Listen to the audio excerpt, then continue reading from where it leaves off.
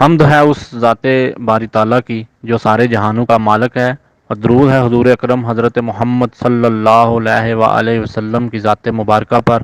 اللہ سے دعا ہے کہ وہ ہمیں دنیا و آخرت کی تمام بلائیاں عطا فرمائے۔ بسم اللہ الرحمن الرحیم۔ السلام علیکم۔ آج 21 اکتوبر جمعۃ المبارک کا دن ہے اور 24 ربیع الاول ہے۔ سب سے پہلے بات کریں گے تحریک لبیک پاکستان کے مرکزی دفتر میں ایک پریس کانفرنس کا انعقاد کیا گیا، جس میں تحریک لبیک پاکستان کے سربراہ اور شورا ممبران اور اس کے علاوہ مفتی اعظم پاکستان جناب مفتی منیب الرحمان صاحب نے شرکت فرمائی۔ اس میں بڑی کھلی بات کی گئی۔ مفتی صاحب نے بڑے مدلل گفتگو کی اور ہر بات کو عیاں اور بڑے کھلے انداز میں پیش کیا، جس سے انہوں نے تمام تر باتوں کو بڑا خاص طور پر سامنے لے کے آئے۔ سب سے پہلے ہم بات کریں گے ان کے کچھ پوائنٹس کی۔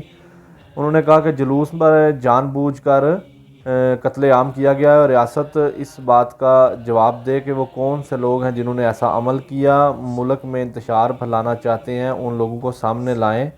سانحے کی تحقیقات کے لیے جے آئی ٹی کمیشن بنائیں اور اس میں ٹی ایل پی نمائندگان کو شامل کریں۔ گرفتار کارکنوں کو رہا کریں اور جھوٹے مقدمات کو ختم کریں۔ جلوس میلاد النبی یہ ایک دانستہ کارروائی ہے اور اس کے پیچھے سیاہ عزائم شامل ہیں۔ اس کے علاوہ انہوں نے کہا کہ اس مسئلے کو مکمل حل کیا جائے، یہ عوام اہل سنت کے ساتھ زیادتی ہے۔ محرم الحرام کے جلوس میں ریاست کی نبض ساکت ہو جاتی ہے، وہ بالکل خاموش ہو جاتے ہیں، ہر طرف جناب سیکیورٹی۔ اور اسی طرح میلاد النبی بھی ایک مذہبی معاملہ ہے۔ مجرموں کا تعین کر کے ان کو سزا دی جائے۔ اہل سنت میں ایک نفرت بھی ہے اور اشتعال بھی، اور میں عوام اہل سنت سے اپیل کرتا ہوں کہ اپنے جذبات کو قابو میں رکھیں۔ اگر کوئی پرامن طریقے سے اپنا موقف پیش کرے تو اسے لیا ہی نہیں جاتا، اسے سنا ہی نہیں جاتا، تاکہ اسے مجبور کیا جاتا ہے کہ وہ چوک میں جائے۔ اس کے آگے انہوں نے کہا کہ ہم چاہتے ہیں کہ عوام اور حکومت میں نفرتیں کم ہوں، لیکن شاید حکومت میں یا ریاست میں کچھ ایسے لوگ ہیں جو ایسا ہونے نہیں دیتے۔ ریاستی اداروں میں شاید کچھ لوگ ایسے ہیں جو نہیں چاہتے کہ غلط فہمیاں کم ہوں۔ اہل سنت پاکستان کا سب سے وفادار طبقہ ہے اور ہمارے وجود کو غنیمت جانے۔ آپ کو اہل سنت کو داد دینی چاہیے کہ انہوں نے اتنے ظلم سہنے کے بعد بھی کبھی قومی مسئلے کو انٹرنیشنل سطح پر نہیں اچھالا۔ غریب عوام کے ٹیکسز سے لیا گیا اسلحہ عوام پر چلانے کی بجائے ملک کے غداروں اور دشمنوں پر چلائیں۔ پاکستان میں اہل سنت سے زیادہ وفادار کوئی نہیں ہے۔ اس کے علاوہ انہوں نے کہا کہ میڈیا کو کہا کہ اپنی ڈیوٹی سر انجام دیں اور ہر ایک پیغام کو لوگوں تک پہنچائیں۔ اب ہم آگے بات کریں گے۔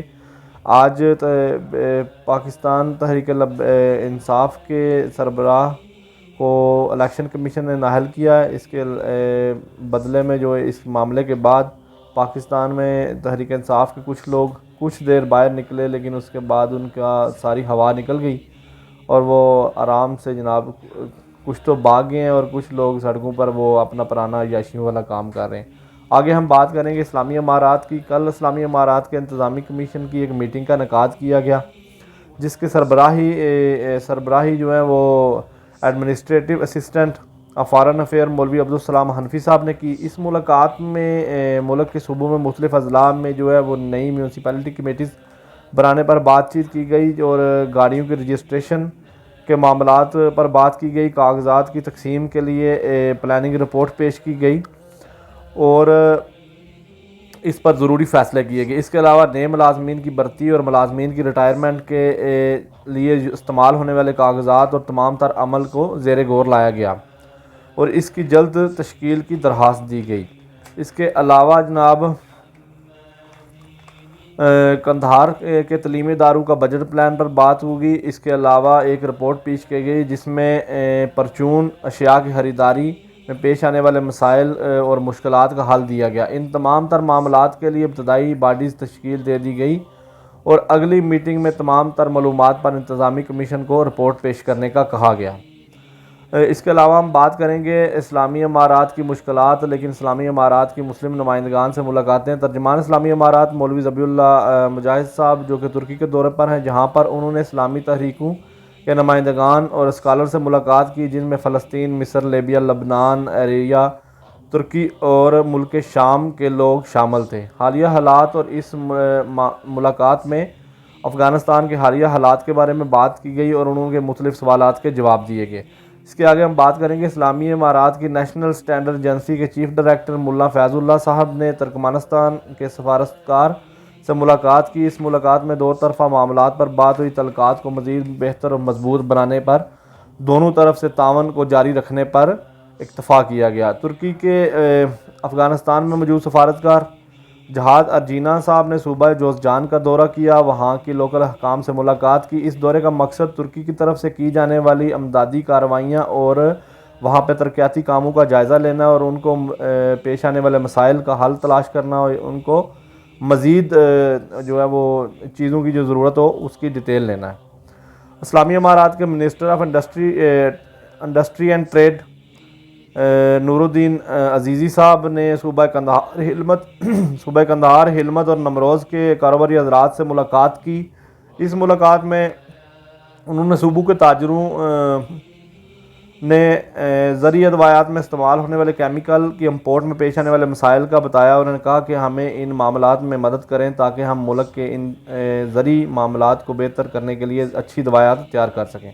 صوبہ ہلمت کے انٹیلیجنس ڈپارٹمنٹ کے حکام نے بتایا کہ کافی عرصہ سے جاسوسی کرنے کے نتیجے میں سیکورٹی فورسز نے کارروائی کر کے کافی باری تعداد میں اسلحہ برآمد کیا ہے، جس میں گنز، راکٹ لانچر، مائنز، گولیاں، ہینڈ بمز اور بہت ساری مقدار میں بارود شامل ہے۔